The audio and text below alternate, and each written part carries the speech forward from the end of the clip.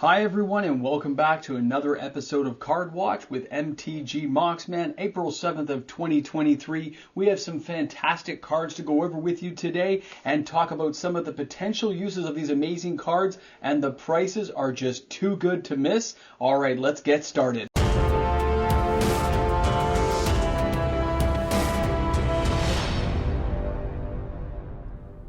There are 4 cards we'll be covering today in the video. That will be EarthLink, and that is from Ice Age. Didgeridoo, which comes from Homelands. Then we've got Thawing Glaciers, which is of course from Alliances. And we'll be finishing off the video with Yavamaya Hollow from Urza's Destiny. So our first card today is from Ice Age, and that's EarthLink. When you take a look at this card for 1 green, 1 red, 1 black, and 3 generic, this is a very high casting cost enchantment that most players ignore. Number 1, it's on the reserve list, which means it's not coming back. Kind of a good thing for me. The fact you can buy this card for 60 cents, lightly played on TCG Player, and then we follow that through with a near mint copy being like $1.25 to $1.50. It's a very incredibly cheap card. But does it do anything? Is it worth the peanut paper it was printed on? Let's take a closer look. It says, during your upkeep, pay 2 mana or bury EarthLink. Well, by the time you cast this out, it's going to be affordable. You're going to have 2 colorless mana to get this thing out. But remember, there are ways of cheating enchantments onto the battlefield. So always keep that in mind if you're going to try using this card. And you do have to kind of build around it. And we'll talk to that in a second. Don't worry. Hold on to your nachos and cheese. Whenever a creature is put into a graveyard from play, that creature's controller sacrifices a land. Ignore this effect if that player controls no lands. Now, you as the person using this card, I'll tell you right now, don't keep any creatures in your deck. Go creatureless, go board wipe. Think of big nasty things that do horrible things to your opponents, and you're not going to be nice about it because no one likes land destruction. But there are cards you can use with it. If you take a look here, I think it's from Odyssey here, we got Burning Sands. 2 red, 3 other enchantment. Whenever a creature is put into a graveyard from play, that player's controller sacrifices a land. Well, that seems just like a piece of EarthLink, doesn't it? You take a look at EarthLink, you can see that thing costs you quite a bit to do it, and this one is a cheaper version that is mono red. But you can combo these both together.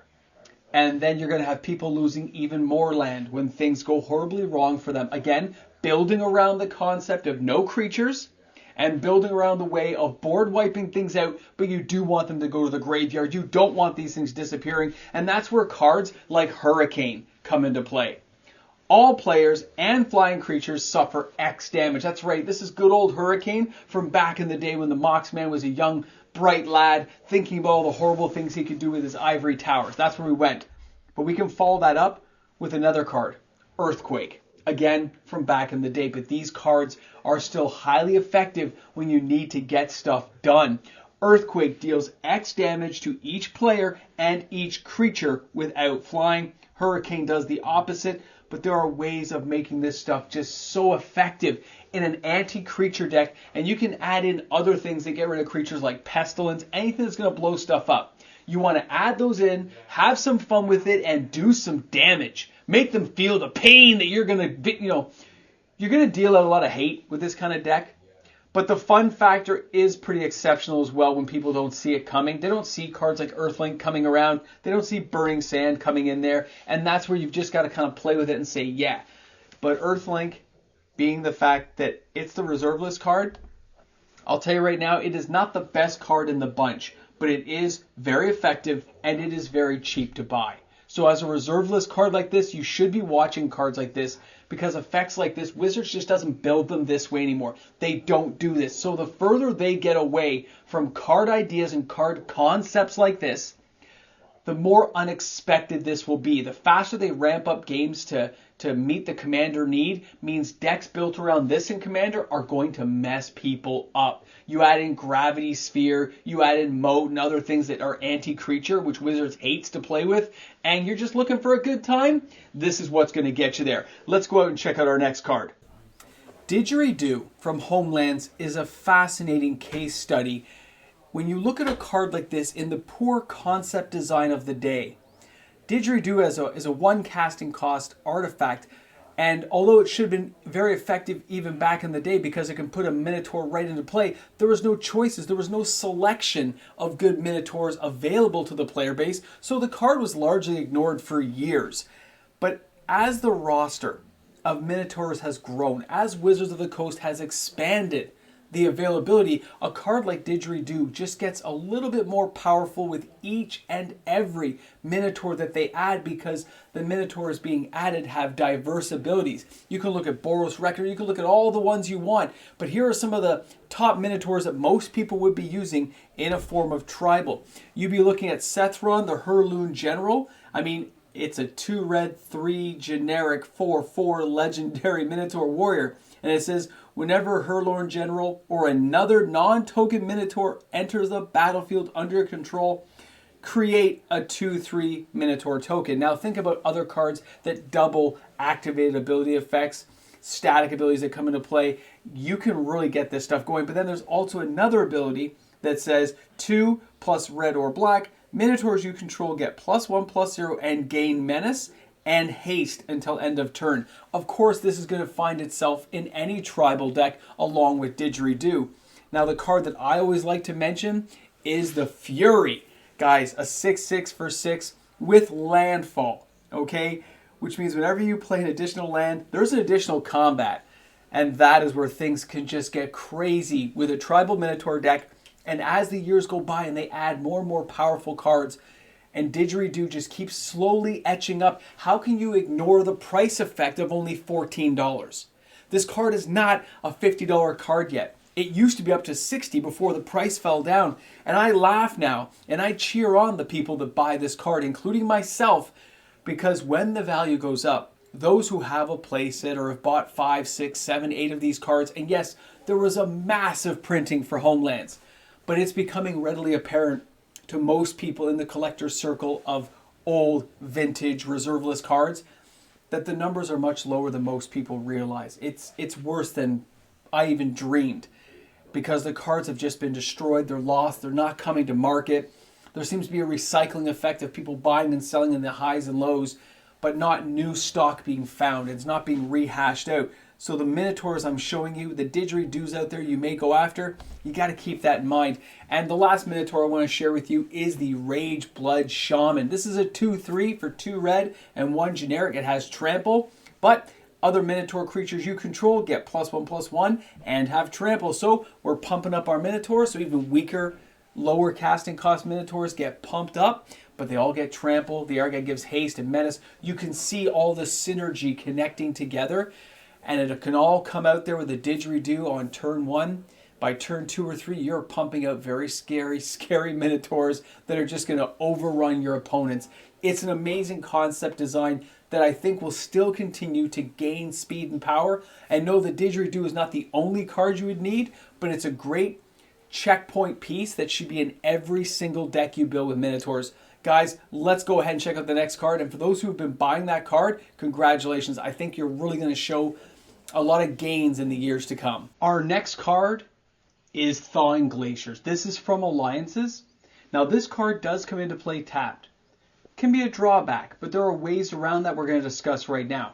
It says 1 and tap it. Search your library for a basic land and put it directly into play tapped. This does not count towards your 1 land per turn limit. Shuffle your library afterwards. At the end of your turn, return Thawing Glaciers to your hand. It seems to have some drawbacks to it, but we all can see the holes that are within it. Now, if we take a look at other cards around it, take a look here at the Stone Cedar. This is 2 green, 2 other. It's a 1/1 creature, human druid. Whenever a land comes into play under your control, untap Stone Seer and look at its ability. Untap target land. So you can see right away how that card like this will connect with Thawing Glaciers and connects with landfall decks. Now, of course, this also could be used in a variety of other ways, but you can see for Thawing Glacier effect, it's an amazing card. But you can also look to newer cards like the Lagoon Mystic. It's a 2/4 multicolor deck potential, but it says as long as the Lagoon Mystic is tapped, all permanents enter the battlefield tapped.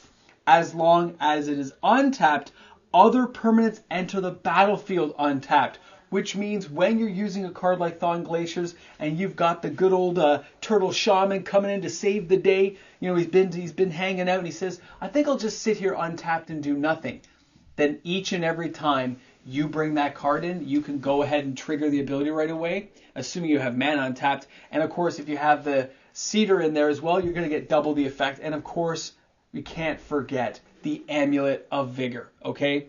When this thing is in there, and again, an amazing card that's so easy to get there. Cards like this, since it's a 1-drop, and it says whatever permanent enters the battlefield tapped under your control, untap it. A card like this reminds me that Mox's Tantalite will eventually have potential because Wizards can simply make an artifact that costs 1 that removes suspend counters or removes counters of a certain type. It's that easy for them to create cards like this that will seem kind of benign at first, but have massive potential down the road. For a card like Thawing Glaciers to be only $20, buying a light played copy for like 14, 15 bucks, this card just shouldn't be this cheap. And I love the fact that the downturn on the market has made these cards readily available for the player base to purchase again without a massive handicap of being a price restriction on it.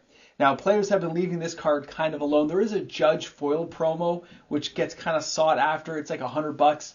And of course, that will go higher over the years since there's a very limited quantity of those. And Alliances had a larger print run, but again, with the Thawing Glaciers, how many are really out there? How much damage is done? What's a decent copy worth? I think right now is a prime time to take advantage of a card like this. You could buy 4 for like 80 bucks if they were near mint, but you could pay as little as $40 depending on the condition of the copies you're after. If you're a person playing Commander, you only need to get 1 copy. Why not get it now while the market is turned down and just skip that Starbucks coffee and get that thing into your collection? All right, guys, let's go ahead and take a look at our last card today, and that is Yavamaya Hollow. The last card on our list today, and one of the most important, is Yavamaya Hollow, Urza's Destiny, Legendary Land. This does not come into play tapped. It can tap for colorless mana, which may seem like a drawback until you see the line below. 1 green and tap Yavamaya Hollow, regenerate target creature. To understand how much of a pain in the, you know what I mean? Like, this card can totally mess people up. You have to not think of it in terms of, oh, I want to regenerate some minor creature. Think about regenerating a card like Old Gnawbone.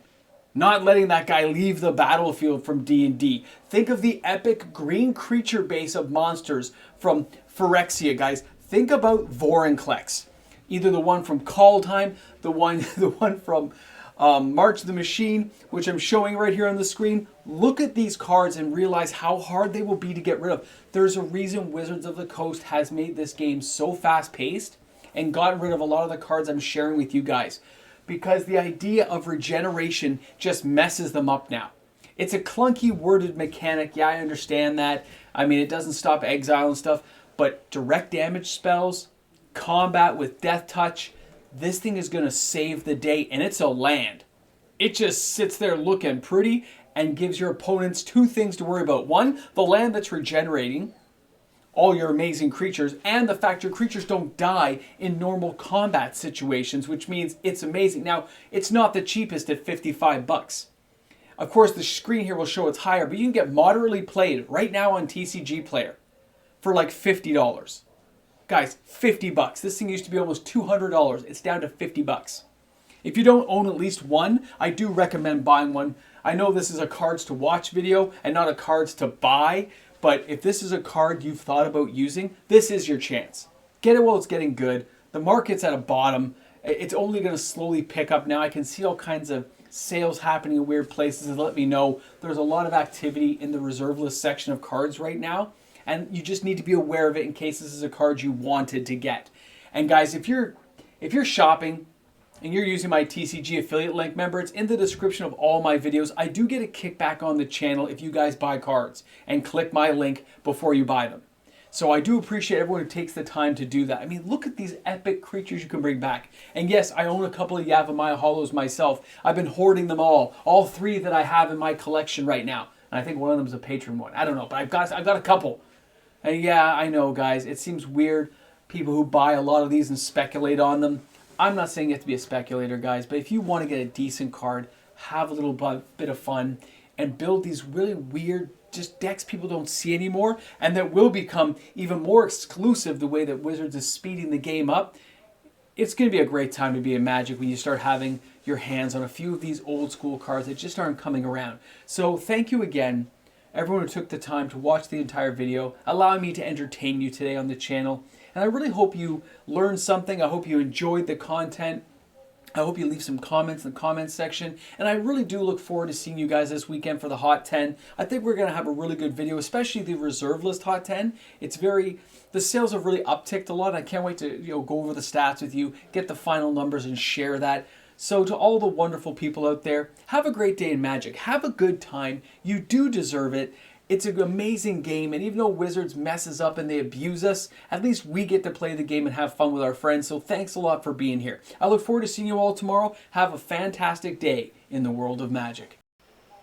This video has been brought to you by the patrons of MTG Moxman, the YouTube membership supporters of MTG Moxman, the wonderful people who support this content each and every day. This video is for you, and thanks again to all the wonderful viewers. I'll see you soon. Just make sure you guys put Necronomicon in the comments section so I know you made it till the end of this video. Thanks again to you guys out there who watch all my videos. I really appreciate it, guys. Without you, I wouldn't even be here anymore. You guys are amazing. All right, go play some Magic, man. Have some fun.